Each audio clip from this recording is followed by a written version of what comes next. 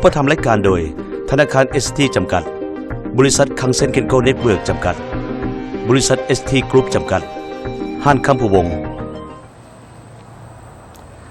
สวัสดีท่านผู้ชมที่เคารพนี่เป็นรายการสายตาสัญจรทั้งรายการของพวกเขาสัญจรอยู่ภายในรายการต่างประเทศเพราะว่ารายการของพวกเขาต้องการอยากให้ท่านได้รู้จักสถานที่บริษัทห้างต่างๆที่เปิดใหม่ในนั้นให้ท่านได้รู้จักในสังคมของพวกเขาว่าอันใดเป็นสิ่งที่ดีงามอันใดที่บ่ดีงามหรืออันใดที่มีการปรับเปลี่ยนหรือว่าอันใดที่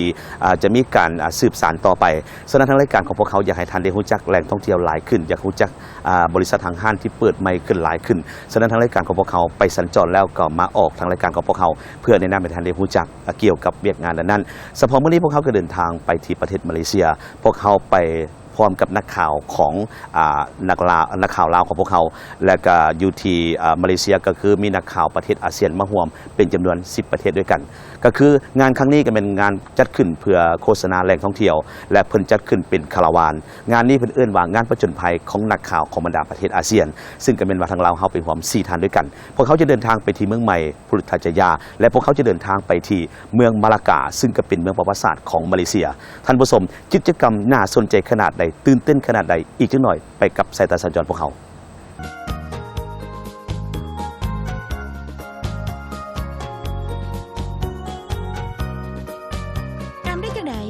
จะใส่อย่างแต่งหน้านี่เด้คือครีมไข่มุกคางเซนครีมไข่มุกคริสตินโคคูเพอร์เจอรี่ครีมด้วยสารสกัดจากไข่มุกเพียงแต่แต้มตบปัดก็งามได้โดยบ่ต้องแต่งเสริมความงามได้ทุกบอนได้จังใดครีมไข่มุกคริสตินโคโคเพอร์โนริชครีมอีกสัมผัสความงามจากคังเซนเศรษฐีคนต่อไปตั้งใจฟังทางนี้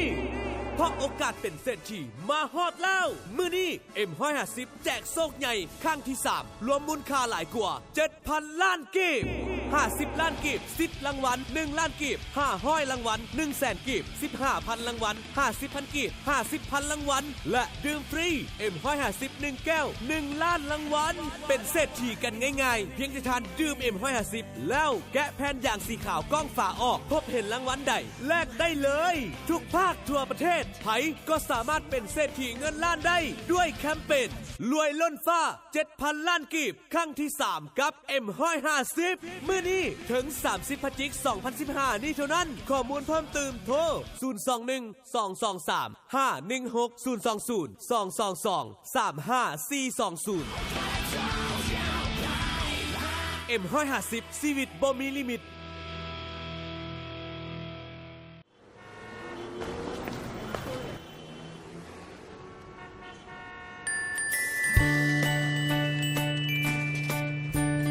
สบายดี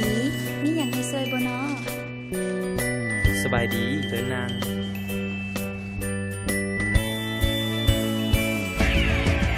หลายกว่านั้นคือความสัมพันธ์เพียงใจตรงนี้มีความผูกพันความรู้สึกดีๆที่มีให้กันนับจากนี้และต่อไปอยากให้เจ้าได้รู้ว่าเจ้าสำคัญเพียงใดบ่ว่าจะใกล้หรือไกลเท่าใดขอเป็นเจ้านั้นมาซื่อใจนับจากนี้และตลอดไปเพราะเฮาคือกันและขอบใจที่ใช้บริการธนาคาร ST มั่นคงโปร่งใสบริการด้วยน้ำใจรับใช้สังคมแดนสวรรค์สั้นดาวดิ่งตามจินตนาการจำปาหอมหวนสดชื่นนวลนางเทพทั้งสี่งดงามนางหนึ่งทรงดวงดอกทางเก็บกอบใส่ผ้าขัน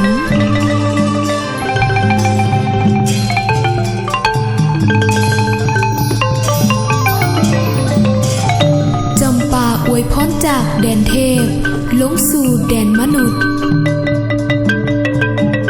จำปากลายเป็นคำวานให้ใส่แท้คุ้นคาเฮือง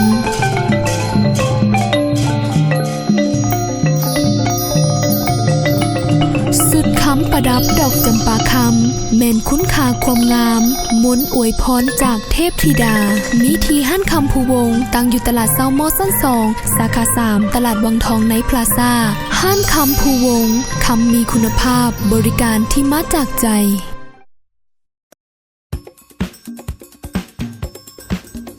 จ้งข่าวเชิญส่วนบริษัท ST Group คังเซ็นเคนโกธนาคาร ST และผู้ร่วมบริจาคทุกท่านจะเดินทางไปบริจาคเครื่องที่แข็งผงสลีในวันที่9หาวันที่13พฤศจิกายน2015นี้ในโครงการใจร่วมใจบรรเทาหนาวปี 2ดังนั้นจึงแจ้งมายังบริษัทห้างๆและผู้ใจบุญทั้งหลายที่สนใจจะไปร่วมในโครงการครั้งนี้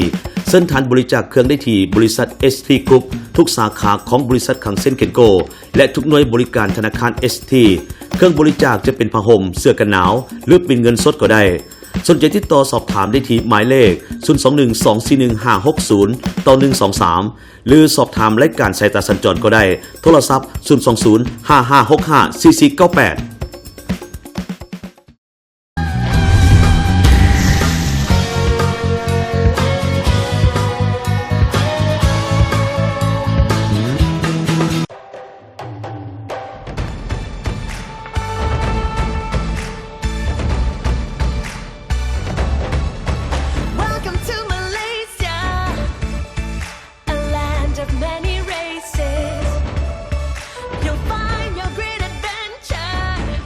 สวัสดีท่านผู้ชมสายตาสัญจรมื้อนี้จะพาท่านสัญจรไปกับสื่อมวลชนของบรรดาประเทศอาเซียนที่เดินทางไปร่วมงานผจญภัยแบบท่องเที่ยวของบรรดานักข่าวประเทศอาเซียนงานนี้จัดขึ้นในวันที่16ถึงวันที่21ตุลาปี2015รวมแล้ว4มื้อ5คืนส่วนนักข่าวของเราเฮาก็มีจากโทรภาพแห่งชาติ2ท่านจากหนังสือพิมพ์ KPL 1 ท่านและวารสาร Shadow 1 ท่านรวม4 ท่าน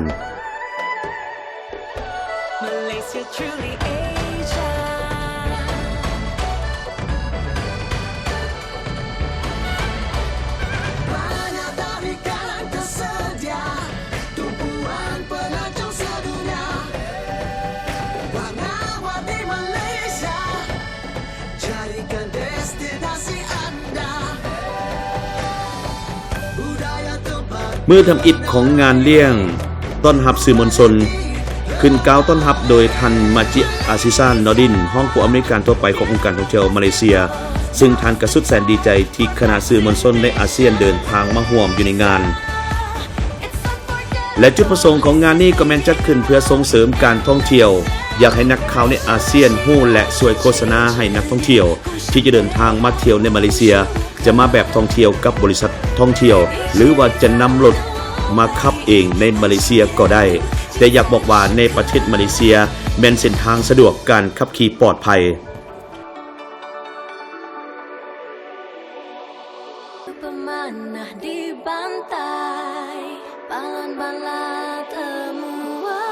ท่านผู้ชมที่ออกเดินทางคาราวานของอาเซียนซึ่งพวกเขาก็มาที่กัวลาลัมเปอร์พวกเขาจะเดินทางเอารถคาราวานรถของพวกเขาที่เดินทางไปที่มาลากาซึ่งก็เป็นเมืองประวัติศาสตร์ของมาเลเซียรถทั้งหมดนี่ก็เป็นว่าแต่ละประเทศก็คือในอาเซียนของพวกเขานี่จะมีประเทศ1 2 คันคันละ2 คนลาวเฮาก็มี2 คันแล้วก็2 คนอีกแต่ว่าตอนนี้นะโชเฟอร์ม่อนเฮาก็จะนำหน้าแต่ว่าโชเฟอร์เพชรพินของพวกเขาเลยอยู่ทางหลังเนาะเป็นรถสีเขียวน้อยโอ้ยน่าฮักแต่ว่าพวกเขาจะน่าฮักขนาดไหนมันจะไปถึงมาลากาอย่างแฮปปี้หรือบ่แล้วพวกเขาก็จะต้องระวังแบบใดการขับขี่มันจะแตกต่างกันแนวใดเพราะว่าพวกเขาเคยขับเบื้องนึงแต่พอมาขับอยู่ที่มาเลอีกเบื้องนึงมันก็เฮ็ดให้พวกเขานี่ตื่นเต้นกันแล้วตอนนี้แต่ว่าการหลายๆประเทศก็ตื่นเต้นเช่นเดียวกันเราตื่นเต้นแน่นอนต้องไปถึงมาลากาแล้วก็แฮปปี้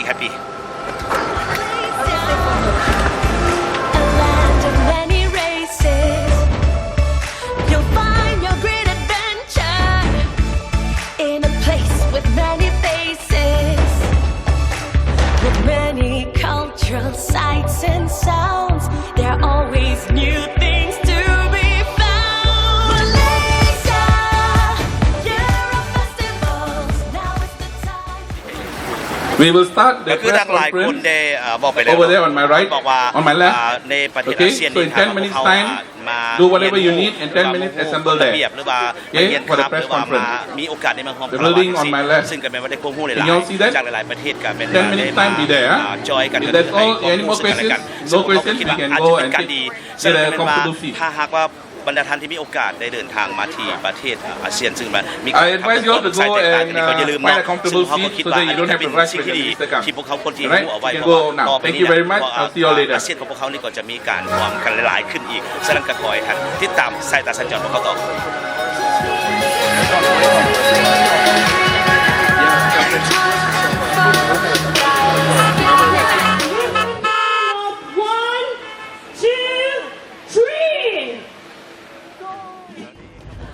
พอถึงเวลาสำคัญคณะรับผิดชอบก็กล่าวเปิดงานและจัดพิธีปล่อยคาราวานนักข่าวอาเซียนโดยอุปถัมภ์รถจากหลายบริษัท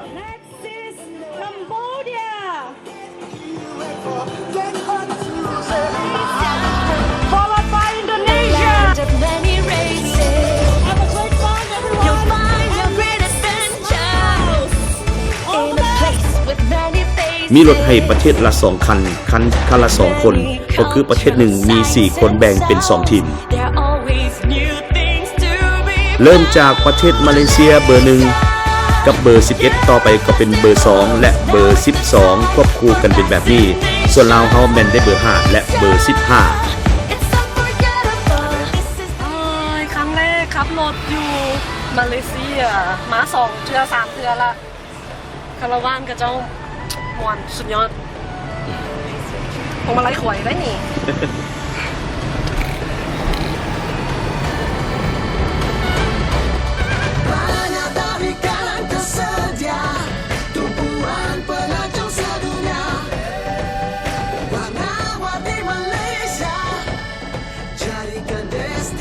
ก็ในขณะนี้ก็เป็นทางคาราวานอาเซียนซึ่งก็เป็นว่ามี10ประเทศเนาะก็แม่นประเทศละ4คนแต่ว่ารถที่เพิ่นให้2คันคันละ2คนซึ่งตอนนี้ก็เป็นข้าพเจ้าวิไลผมได้เพจพิมพ์ก็แม่นจากวารสารชาโดพวกเขา2ไอ้น้อง 2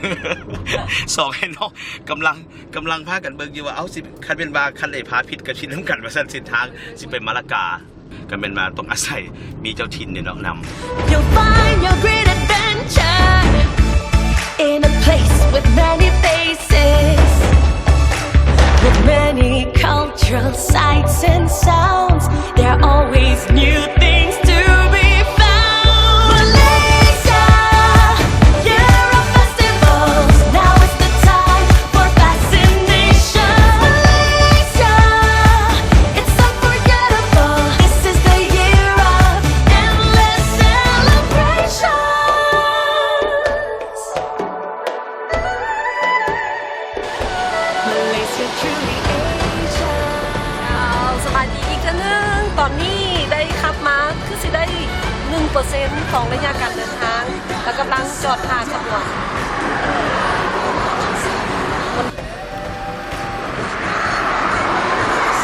เป็นจังได๋ เมื่อกี้เนาะก็คือว่าอยากยากเติบเพราะว่าเส้นทางอยู่ในตัวเมืองอยากจะซับซ้อนเนาะแต่ว่าก็ยังขับดีแต่ว่ามีพนักงานเพิ่นเตรียมพร้อมไว้แล้วเพิ่นยืนออกนอกเส้นทางแล้วเพิ่นก็พยายาม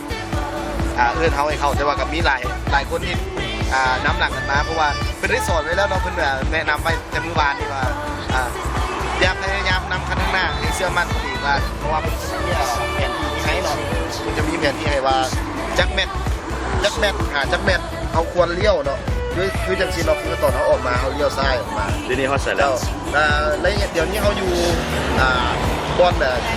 จุดจ่ายเงินเนาะเส้นทางใหญ่สู่พุทธจยาเนาะแต่ว่าต่อไปจากจุดจ่ายเงินไป6กิโลเมตรอีก6กิโลเมตรเฮาจะมีทางแยกอีกแต่ว่าถ้าเฮาเลี้ยวซ้ายเฮาจะไปอีกเส้นทางนึงเนาะก็ให้ควรระวังจังซี่เนาะก็อยากฝากพ่อแม่พี่น้องหรือว่าอาจจะเป็นนักศึกษาหรือว่านักธุรกิจต่างๆถ้าเดินทางมาประเทศใดให้พยายามนำใช้เนาะเดี๋ยวนี้โลกหรือว่าทันสมัยแล้วเขาอาจจะใช้โปรแกรมแอปพลิเคชันดีๆว่าให้โปรแกรมนั้นนำช่วยนำทางเนาะหรือว่าโปรซันก็ต้องมีแผนที่หรือว่าเบิ่งแผนที่ก่อนแล้วจะเดินทางนั่นจะเป็นการที่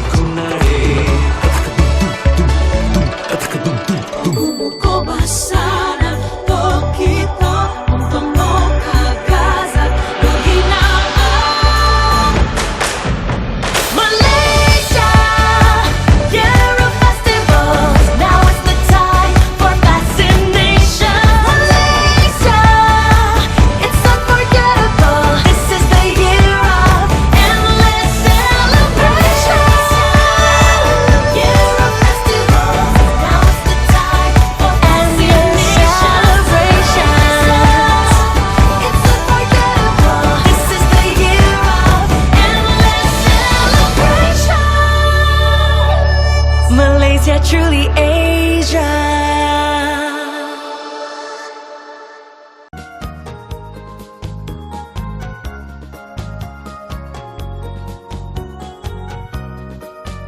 งามได้จังได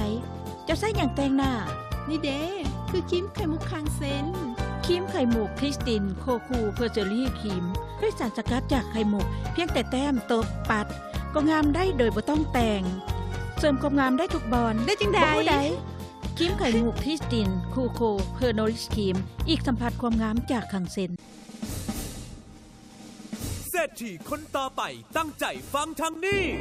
เพราะโอกาสเป็นเศรษฐีมาฮอดแล้วมื้อนี้M150แจกโชคใหญ่ครั้งที่3รวมมูลค่าหลายกว่า 7,000 ล้านกีบ50 ล้านกีบ10รางวัล1ล้านกีบ500รางวัล100,000กีบ15,000รางวัล50,000กีบ50,000รางวัลและดื่มฟรีM150 1แก้ว1ล้านรางวัลเป็นเศรษฐีกันง่ายๆเพียงแต่ทานดื่มM150แล้วแกะแผ่นอย่างสีขาวกล้องฝาออกพบเห็นรางวัลใดแลกได้เลยทุกภาคทั่วประเทศไผก็สามารถเป็นเศรษฐีเงินล้านได้ด้วยแคมเปญรวยล้นฟ้า 7,000 ล้านกีบครั้งที่3กับ M150 มื้อนี้ถึง30พฤศจิกายน 2015 นี้เท่านั้นข้อมูลเพิ่มเติมโทร 021-223-516 022-35420 M150 ชีวิตบ่มีลิมิต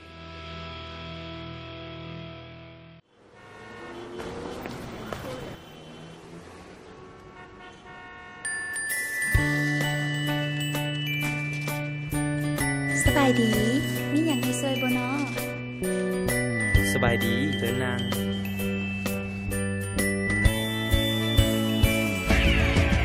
หลายกว่านั้นคือความสัมพันธ์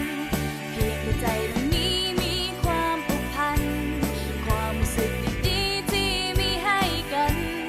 นับจากนี้และต่อไปอยากให้เจ้าได้รู้ว่าเจ้าสำคัญเพียงใดบ่ว่าจะใกล้หรือไกลเท่าใดขอเป็นเจ้านั้นมาซื่อใจนับจากนี้และตลอดไปเพราะเฮาคือกันและกัน ขอบใจ ที่ใช้บริการ ธนาคาร ST มั่นคงโปร่งใสบริการด้วยน้ำใจรับใช้สังคม แดนสวรรค์สั้นดาวดิ่งตามจินตนาการจำปาหอมหวนสดสื่นนวลนางเทพทั้งสี่งดงามนางหนึ่งทรงดวงดอกทางเก็บกอบใส่ผ้าขัน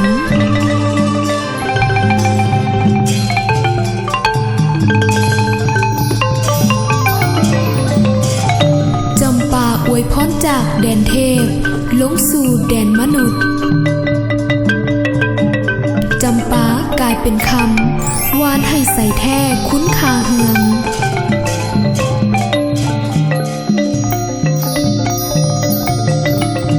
สุดคำประดับดอกจำปาคำแม่นคุ้นคาความงามมนต์อวยพรจากเทพธิดามีทีห้านคำภูวงตั้งอยู่ตลาดเซาโมสั้น2สาขา3ตลาดวังทองไนท์พลาซ่าห้านคำภูวงคำมีคุณภาพบริการที่มาจากใจ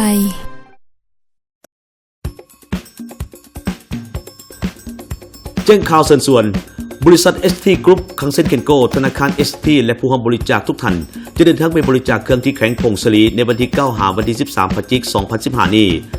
ในโครงการใจห่วมใจบรรเทาหนาวปี 2 ดังนั้นจึงแจ้งมายังบริษัทห้างๆและผู้ใจบุญทั้งหลายที่สนใจจะไปร่วมในโครงการครั้งนี้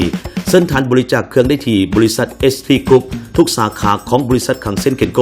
และทุกหน่วยบริการธนาคาร ST เครื่องบริจาคจะเป็นผ้าห่มเสื้อกันหนาวหรือเป็นเงินสดก็ได้สนใจติดต่อสอบถามได้ที่หมายเลข 021-241-560-123 หรือสอบถามรายการสายตาสัญจรก็ได้โทรศัพท์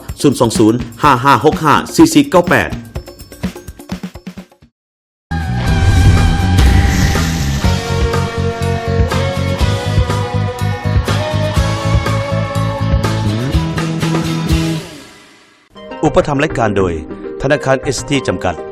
บริษัทคังเซ็นเคนโกเน็ตเวิร์กจำกัดบริษัท ST Group จำกัด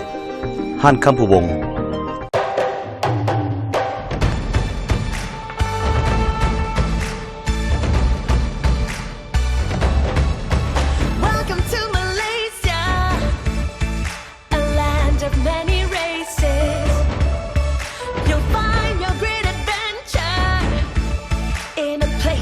จากนั้นทีมงานนักข่าวก็เดินทางไปเมืองใหม่พุทธจยามื้อนี้ก็มีกิจกรรมซอกฮูกที่เจ้าภาพถ่ายแบบหลอกๆแต่ละทีมก็ซอกหาให้ครบให้ได้9ฮูกซึ่งฮูกมีทั้งหมด12ฮูกด้วยกันใช้เวลา30นาทีให้กลับมาเสนอกับคณะกรรมการเป็นอันว่าเกมนั้นผ่านไป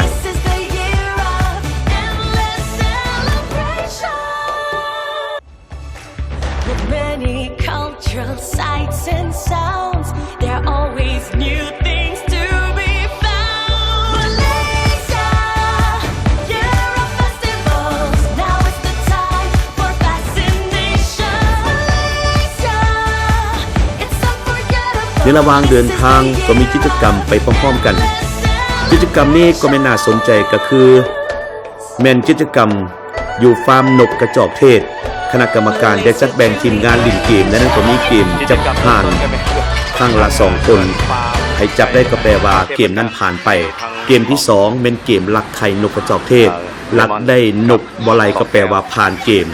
จากนั้นมาก็เบิ่งวิธีเจาะไข่นกกระจอกเทศซึ่งก็ต้องใช้สว่านเจาะจึงสามารถเอามาปรุงแต่งเป็นอาหารได้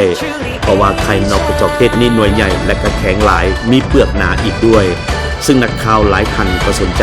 อยากทดลองคือกันกิจกรรมนี้แม่นมวนซื่นดีสุดเลยก็แม่นว่าพวกเขาได้กินข้าวสามัคคีร่วมกัน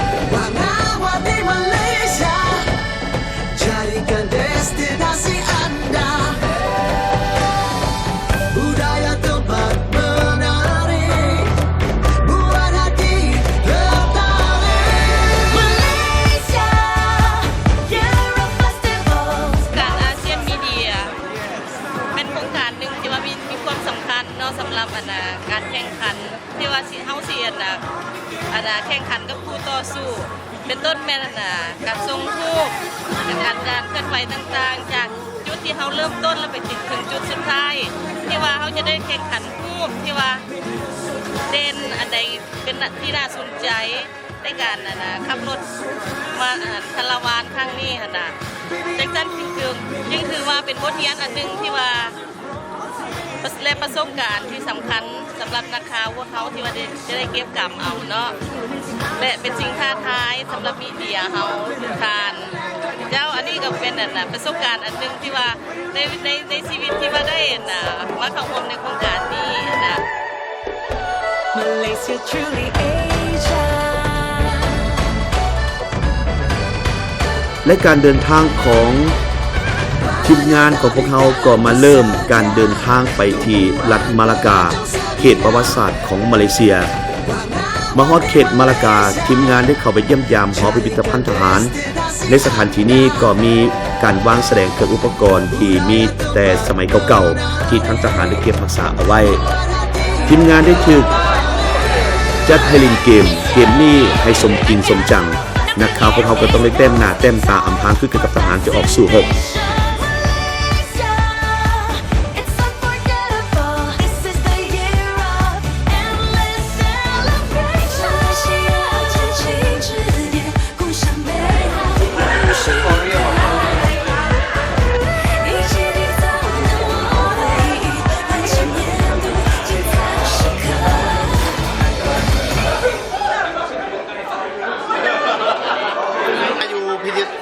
ทหารเนาะเพราะว่าเพิ่นเสียให้ลิ้นเกมว่าให้แต้มหน้าในทีมนึงเนาะแต่ว่าแต้มบ่ทุกคนเนาะก็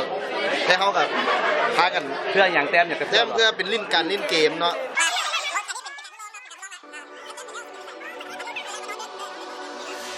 Mayu pemana di pantai Balon bala temuan Mayu curah Malaysia เกมนี้ก็มีภาพให้ซอกหาอีกเช่นเดียวกันการซอกหาภาพก็เป็นการซอกหู้ด้านความเป็นมาของทหารมาเลเซีย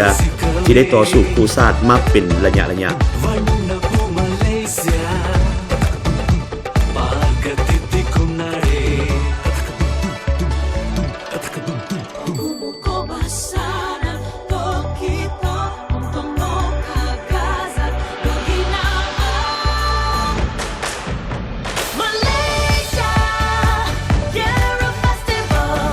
ท่านผู้ชมมาฮอดในรายการสตาร์สัญจรพวกเขากำหนดเวลาลงแล้วก็อย่าลืมสตาร์สัญจรพวกเขาจะนำเอาภาพการท่องเที่ยวบ่ว่าอยู่ภายในและต่างประเทศมานำเสนอให้แก่บรรดาท่านได้รับรู้ถึงแหล่งท่องเที่ยวที่น่าสนใจถึงแหล่งท่องเที่ยวทางด้านประวัติศาสตร์วัฒนธรรมและก็ทางธรรมชาติอีกฉะนั้นสตาร์สัญจรพวกเขาไปสัญจรสถานที่ใดอย่าลืมติดตามรายการของพวกเขาไปเพื่อท่านจะรู้แหล่งท่องเที่ยวอยู่ภายในและก็ต่างประเทศสำหรับวันนี้ทีมงานของพวกเขาต้องขอลาไปก่อนพบกันใหม่ในโอกาสหน้าสบายดี